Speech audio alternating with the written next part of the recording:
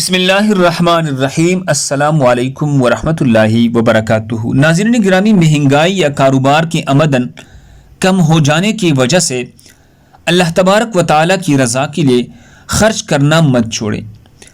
حضرت انس رضی اللہ عنہ کہتے ہیں، نبی اکرم صلی اللہ علیہ وسلم کے زمانے میں دو بھائی تھے۔ ان میں ایک نبی اکرم صلی اللہ علیہ وسلم کی خدمت میں رہتا تھا، دوسرا محنت مزدوری کرتا تھا۔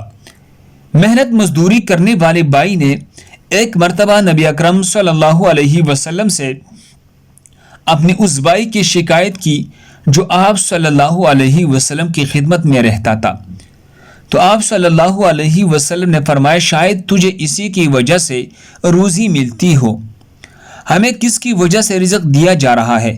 یہ ایک غیبی نظام ہے جو ہمارے سمجھ سے بالاتر ہے، جبکہ ہم اپنی روزی کو اپنے محنت، علم، ہنر اور تجربے کا نتیجہ سمجھ رہے ہوتے ہیں۔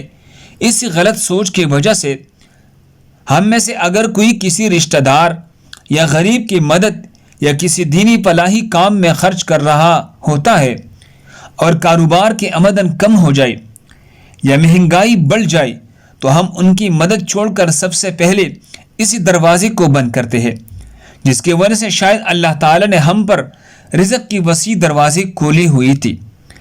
اس مذکورہ حدیث سے سبق اخذ کرتے ہوئے رشتہ داروں، غریبوں اور دینی اور فلاحی کاموں میں اپنی وسعت کے مطابق خرچ کرنا مت چھوڑے کہ شاید یہی وہ دروازہ ہو جس کی وجہ سے اللہ تبارک و تعالی ہمیں بے حساب روزی دے رہا ہو۔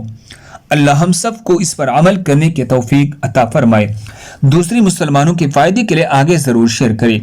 اسی طرح مزید خوبصورت واقعات، خوبصورت احادیث اور خوبصورت دعاؤں کے لیے ہمارے چینل کو سبسکرائب کریں۔ جزاکم اللہ۔